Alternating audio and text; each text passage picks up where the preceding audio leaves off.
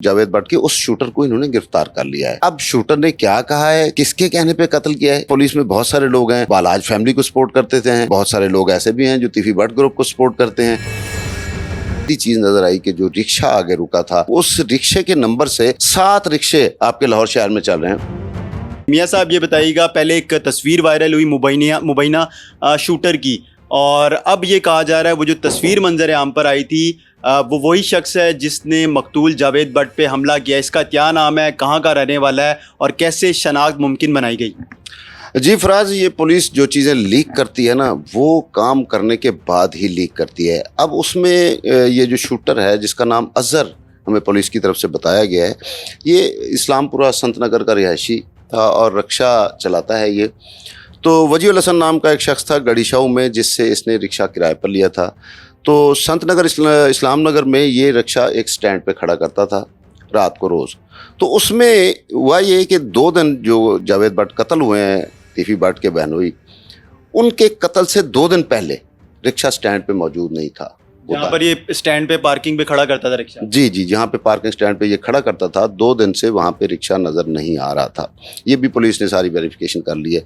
अब 4 दिन पहले पुलिस ने उस शूटर की तस्वीर जो थी वो मीडिया को जारी की, लेकिन खुफिया तरीके से, यानी अपना नाम भी नहीं लेना चाहते और काम भी करना चाहते हैं।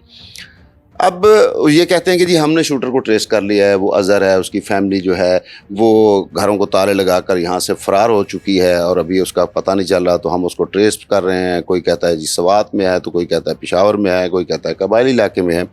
लेकिन बाकी सारी चीज़ें जब पुलिस ऑन करती है तो ये चीज़ें ऐसे लीक नहीं होती, क्योंकि जो तस्वीर लीक की गई थी वो सेफ सिटी अथॉरिटी की थी।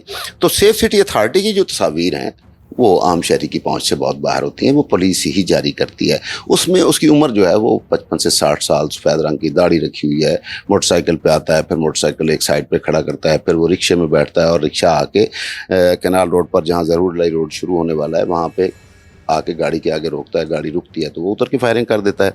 ये पुलिस सोर्सेज से सारी इन्फॉर्मेशन बाहर आ रही है, लेकिन पुलिस को काम की मर्जी से आ रही है। अब जो हमारे मुसद्दका ज़राए कंफर्म कर रहे हैं कि उस शूटर को इन्होंने गिरफ्तार कर लिया है। अब शूटर ने क्या कहा है, किसके कहने पे कत्ल किया है, इसकी गुत्थी सुलझाने की कोशिशें जारी है। अच्छा, ये भी बात सामने आ रही है, बहुत से पुलिस ऑफिसर्स हैं, क्योंकि 4 टीमें बनी हुई थी, उनमें इन्वेस्टिगेशन भी है, OCU ऑर्गेनाइज क्राइम यूनिट भी है, फिर ऑपरेशन सेल भी इनका काम कर रहा है इन्वेस्टिगेशन का। तो कुछ लोग कहते हैं, कुछ अफसरान, कि इसकी शनाख्त हो गई है, हमने गिरफ्तार नहीं किया। कुछ कहते हैं इसकी शनाख्त भी नहीं हुई, हमें कोई अभी तक क्लू नहीं मिला है। नहीं, वो कुछ टिपिकल पुलिस ऑफिसर होते हैं जो प्रोफेशनली जब तक चीज़ें बिल्कुल क्लियर ना हो जाएं तो वो नहीं बताते। तो उस वजह से वो तो उस चीज़ की तरदीद करते हैं। लेकिन दूसरी तरफ कुछ पुलिस अफसर ऐसे भी हैं जो ये कह देते हैं कि मीडिया ने भी तो इनके साथ ही चलना है, तो कुछ इन्फॉर्मेशन वो लीक करते हैं जितनी वो मुनासिब समझते हैं।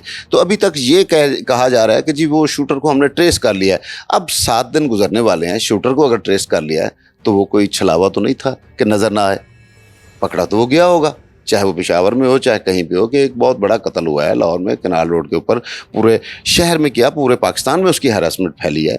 तो उस सिलसिले में पुलिस जो है वो बहुत ज़्यादा एक्टिव है। इसमें जॉइंट इन्वेस्टिगेशन टीम जो थी, उसमें इन्वेस्टिगेशन वाले तो कुछ नहीं बता रहे और बहुत सारी चीज़ों की तरदीद कर रहे हैं, लेकिन ऑर्गेनाइज क्राइम यूनिट के जो अफसरान हैं और जो नीचे एहलकार हैं वो बहुत सारी इन्फॉर्मेशन लीक भी कर रहे हैं। अब ये है कि अजहर पकड़ा गया?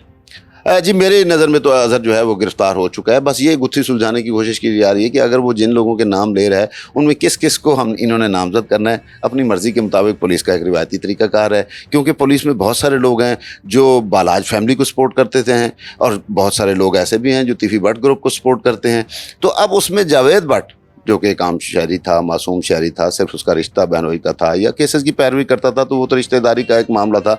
लेकिन उसमें जो है वो मेरा ख्याल है कि उसको गिरफ्तार कर लिया गया। ये गुत्थी सुलझाई जा रही है कि किस किस का नाम लेना है, कि किसके कहने पर मारा उसने। अच्छा, ये सब ये बताइएगा कि अजहर शूटर जिस तक पुलिस पहुंची है, गिरफ्तार किया है, तो उसको जो रिक्शा जिसका मालिक था रिक्शे का, वजीउल हसन, उसकी मदद से पहुंची है उस तक? जी बिल्कुल, इस मोटरसाइकिलें ट्रेस होती रहीं, गाड़ियां ट्रेस होती रहीं, 60 के करीब मोटरसाइकिलों की वेरिफिकेशन पे काफ़ी टाइम लगा। लेकिन उसमें जो बुनियादी चीज़ नज़र आई कि जो रिक्शा आगे रुका था, उस रिक्शे के, अब मुसीबत यह है कि उस रिक्शे के नंबर से 7 रिक्शे आपके लाहौर शहर में चल रहे हैं, उसी एक नंबर से। لیکن انہوں نے جو رکشہ ٹریس کیا وہ وہی رکشہ تھا جو اس کے سامنے گاڑی کے سامنے آ کے رکا اور پھر وہاں سے فائرنگ ہوئی. تو اس کے نمبر پلیٹ سے پھر اس کے مالک کا پتہ چلا کہ وہ گڑی شوکریاتی وجیہ الحسن ہے, اس کو حراست میں لیا. تو اس نے پھر ساری بات بتائی کہ یہ اظہر نام کا ایک بندہ تھا اسلام پورہ کا, وہ مجھ سے رکشہ کرائے پر لے جاتا تھا اور رات کو آ کے پیسے بھی دے دیتا تھا, کبھی ہفتے بعد دیتا تھا, کبھی 15 دن بعد دیتا تھا.